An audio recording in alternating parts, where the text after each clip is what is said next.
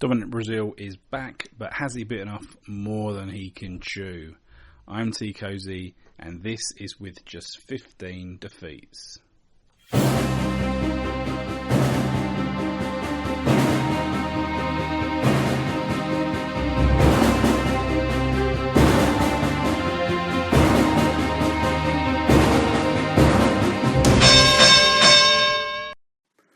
Welcome fight fans to With Just 15 Defeats. I'm Teekosey, and today I'm going to be discussing a heavyweight battle that's occurring in a couple of weeks between Dominic Breazeale and Izu Ugonoh. This is on the undercard of the Deontay Wilder heavyweight WBC fight. So before I commence, I just want to say thanks for arriving on my video. I appreciate every single viewer. If you like what you hear, remember to click on the subscribe button, because that really shows to me your appreciation. And if you've got any comments about this fight, please hit me up. I love interacting with people that have watched my video. I love having arguments and discussion. All good fun. And if you get to the end of this video, you're going to hear my exclusive prediction of how I believe this fight is going to go.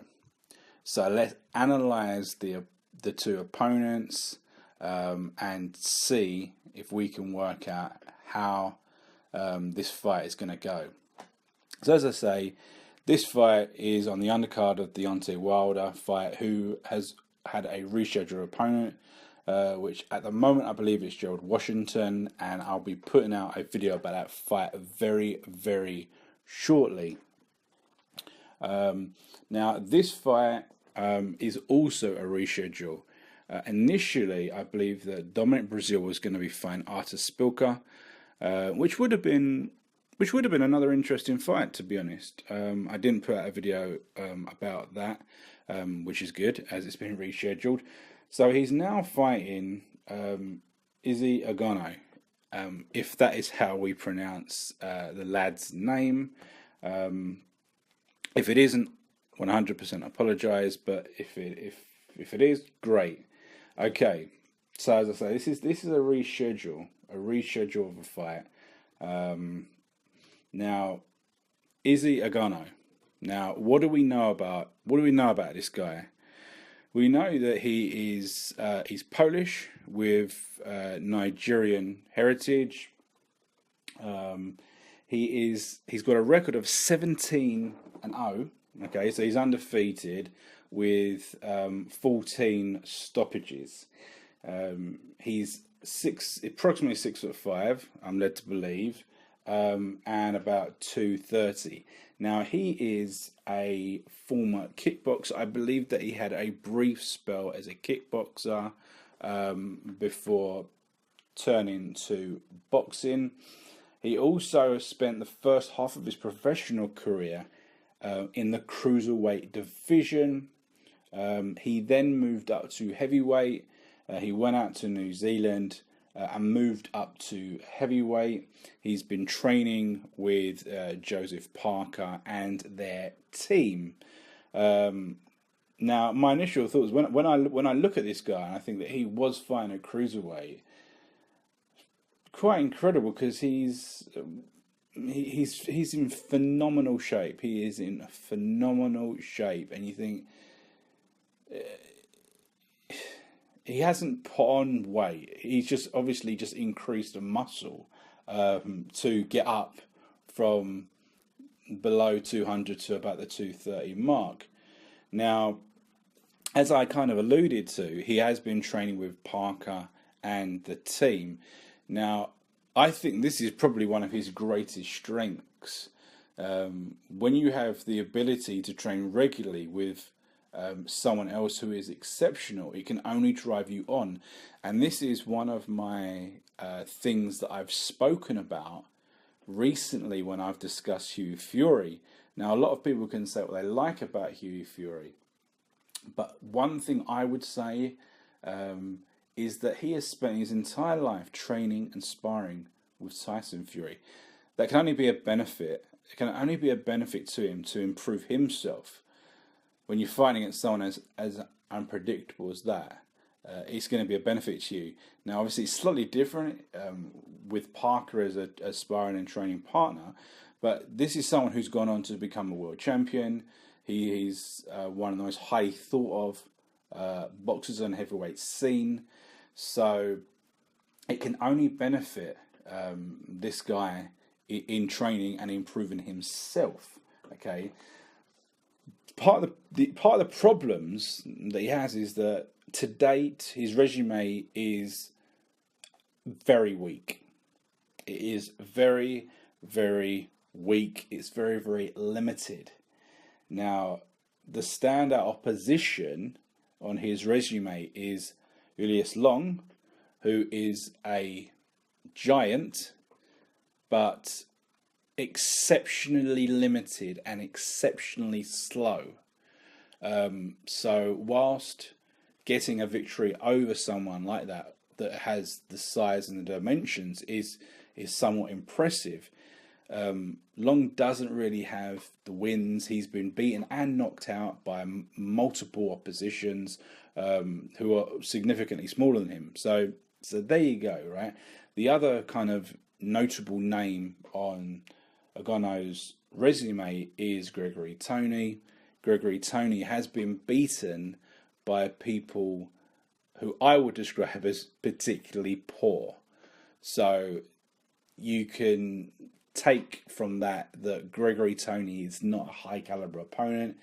At one point in time, he was a promising contender on the European scene, and it just fizzled out with some awful performances. Okay, so there isn't really much that we can say based on the opposition to date, and this was the overriding criteria for why Ogonoh didn't make or wasn't considered in my heavyweight rankings for January 2017. Now, this was the two-part series that I created a couple of weeks ago, and I created the top 15. And I considered about 35 people for the top 15. I mentioned the people I considered. I mentioned the people who I refused to consider. And we ended up with the top 15. Ogonoh wasn't one of those guys because realistically, I'll be honest with you, I wasn't expecting him to jump out into a fairly kind of biggish fight so quickly. I was expecting him to possibly have some more lower ranked known opposition before kind of jumping on the undercard of a world title fight. Now, what do we know about Ogonoh's style? Now, he does have a lot of interesting positive attributes. He's in phenomenal shape, as we spoke about. As we said, he was a cruiserweight, and he's bulked out, but it's very muscular, very, very muscular. He fights with a very high guard. He fights with his arms in quite a high position. Now, this is something that I kind of noticed with him. There are boxers that do this, where when they hold their arms up, their shoulders are up as well. And sometimes this is because they're so muscular. But when you look at a lot of guys, they're quite relaxed. They're quite relaxed. Their shoulders are kind of, they're relaxed. Their arms are kind of down or up, depending on their style, and they can move quite fluidly. Whereas Ogonoh's, his arms are quite high up. They're quite high up, and I don't know whether it may never become a problem, but sometimes, or it could be the case that he is going to tire in tough fights because of this. And the fact that he is so shredded and so muscular, that combination is something that he will need to consider, something that he's going to think about, and it's something that we may see as a negative for him. But that's just something, that's just a hypothetical, okay? He's a boxer that has this kind of perpetual movement, which incorporates small movements around the ring, constant head movements, constant arm movements. So he's perpetually kind of moving to try and fool his opponent. Okay, he has good reach for his size, and with that he has a piston-like jab with doubles and triples, which is always very, very good. Always very good. It's something that actually Joseph Parker has, but something that personally for Joseph Parker, I think he has neglected in his last fight. It was something that when he was coming up the ranks, fighting very poor opposition, he was that jab was a piston, bang, bang, bang, bang, bang, bang. It was coming out, and it was really fooling the opponent. It was keeping the opponent at distance and allowing him to work the combinations to land devastating shots. And Ogonoh kind of has that similar work ethic and style in that respect. Okay. What I like about Ogonoh is he's light on his feet, and that's something really good to see, because most heavyweight boxers they're not light on their feet. They're not light on their feet. They're not in and out. A lot of boxers are quite heavy-footed. They're ponderous. They're slow. They have to really cement their feet into the canvas before they can land telling shots. And I think that Ogonoh, he's fairly light on his feet and he can move, which is a definite plus for him. Some negatives that I've noticed in watching a few of his fights is that after throwing a biggish punch, he leaves it out there. He leaves it out there, and he can be countered. So I think someone who is a good counter puncher has the potential to land at him. But also, what I've noticed that is that despite the fact that he has quite a high guard, he has both hands in front of his face. He's very open to a straight down the middle, very straight down. And as we said, he's fought some very poor opposition. And whilst these opponents they've not really tested him, they've not really hurt him, they have managed to get the punch straight through the middle and almost give him a little tickle on the nose. So against a better opponent, that could be a problem. Okay, so it's also something that I believe that he possibly needs to work on. Now let's just jump across and let's have a little talk about Dominic Breazeale. Now we know about Dominic Breazeale because he really came to the front line because he fought Anthony Joshua when Anthony Joshua defended his world title. So Dominic Breazeale, he's American. He's a former Olympian. He's got a record of 17-1 with 15 KO. So quite similar. It's a very similar record. It's just that he has that defeat. He's 6'7", about 260. So he's going to be bigger. He's going to be. He's not in as phenomenal shape, but he's not in terrible shape because he's a big lad. He is a big lad. Now, the interesting thing about Breazeale is that he's a former football player, former American football player, turned boxer, and he went to the Olympics with very limited experience. Very limited experience as a boxer, very limited amateur experience. Went to the Olympics and lost in the preliminary round, so never really competed. We know that Anthony Joshua won that tournament. Okay, he then turned pro immediately and has fought semi-regularly since. Now, again, his resume is not phenomenal, but it's better than Ogonoh's. Okay, he's now fought 3 opponents that offer us some interest when discussing what he's about. First fight is Fred Kassi. He beat him on a wide points decision. Fred Kassi, a significantly smaller guy, someone who has lost a number of fights in the last 18 months to 2 years. As I say, he won a wide points decision victory, but most people did not agree with the judges' scoring. Most people thought it was closer to a draw or even a Fred Kassi win. Okay, he struggled with Cassie's movement and being able to move in and out. Okay, now he then fought Amir Mansour. Amir Mansour was basically giving him a C into for a couple of rounds, and then Dominic Breazeale landed a big shot, and he obviously we now know that Amir Mansour's tongue was severely cut, and he was swallowing a lot of blood. He struggled to go on. He tried to go out in a blaze of glory, and then he retired on his stool.